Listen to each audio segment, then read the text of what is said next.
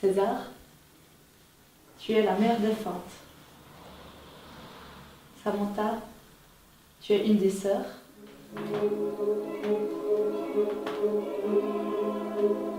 L'atelier des constellations, c'est utiliser les systèmes thérapeutiques des constellations familiales pour pouvoir travailler et développer le ressenti du comédien-interprète, pour qu'il puisse aller à l'intérieur de lui-même chercher des petites choses dans l'émotion, dans tout ce qui se passe à l'intérieur pour se découvrir et pouvoir ensuite développer un potentiel de jeu avec un axe différent.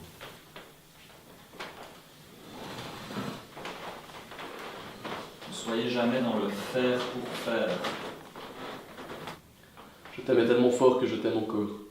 La constellation, elle permet en fait d'amener le rôle différemment parce qu'on peut incarner plusieurs facettes du personnage, plusieurs personnages différents, le sentir à l'intérieur de soi, le sentir entrer à l'intérieur de soi sans forcément être dans le faire ou dans la fabrication.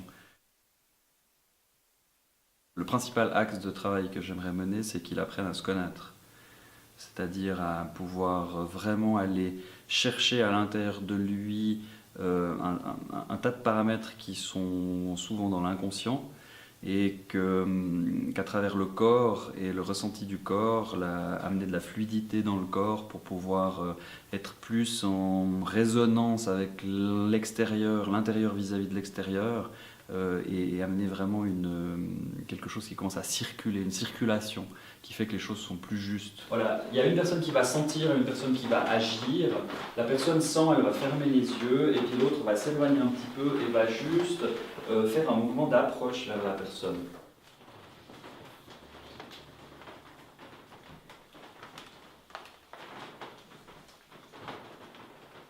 Il est ouvert à tout le monde, étonnamment.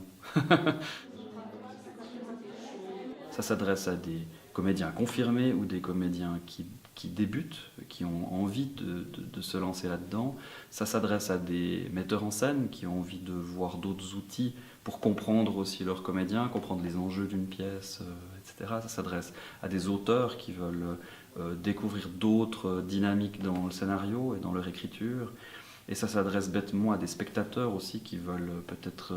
qui ont la curiosité du théâtre, qui veulent peut-être comprendre quelque chose sur la dynamique du théâtre et peut-être s'enrichir aussi en tant que spectateur. En fait, il suffit d'avoir un intérêt pour le théâtre et aussi la connaissance de soi. Comment on était, la cohésion qu'on avait entre nous, c'était vraiment une très bonne ambiance de partage et enfin, on était bien ensemble, tous ensemble.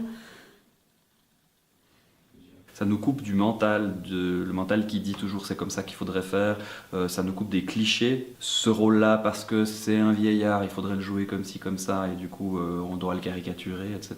Ça nous permet aussi en constellation de travailler des personnages féminins alors qu'on est un homme, et puis des personnages masculins quand on est une femme. Et à l'intérieur de soi, il y a une richesse d'éléments qu'on découvre qui font la force après du personnage. Et on peut utiliser tous ces éléments qu'on a découverts pour soit enrichir le jeu, soit comprendre en fait l'enjeu entre les différents personnages, donc des notions plutôt de scénario, de dramaturgie.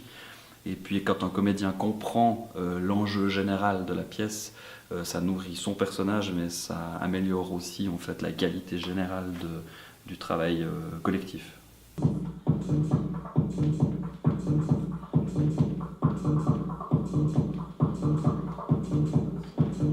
Autant pour le comédien confirmé qui a beaucoup de bouteilles, qui a rencontré beaucoup de metteurs en scène et fait beaucoup de choses, ça lui permet de peut-être à un moment donné, l'espace d'un stage, de gommer tout ça pour découvrir peut-être d'autres facettes de lui, parce qu'on a tendance à être dans ses zones de confort, dans ses habitudes. Et puis pour le jeune comédien, de peut-être juste ouvrir, faire fleurir quelque chose à l'intérieur de lui pour éviter de rentrer dans ce métier avec des peurs et des c'est comme ça qu'on fait, c'est comme ça qu'on fera, c'est comme ça qu'on est obligé de faire, et puis voilà.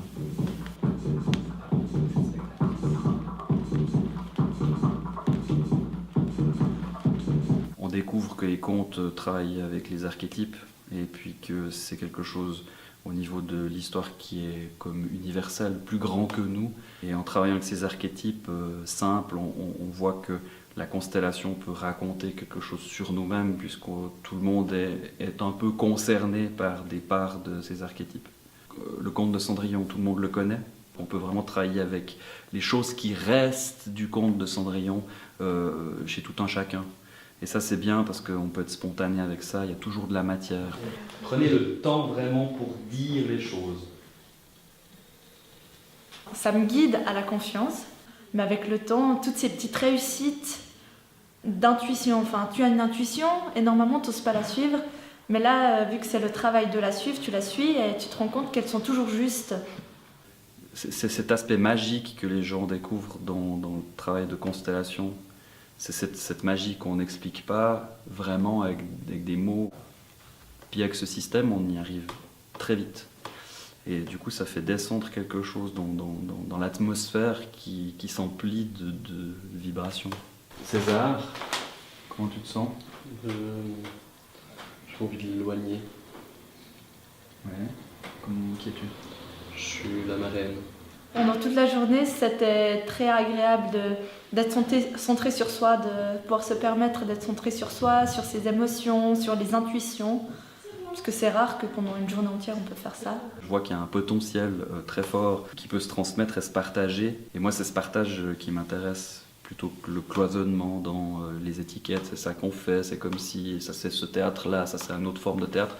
Et avec ce système-là, on peut embrasser vraiment les choses et rassembler plutôt que de diviser.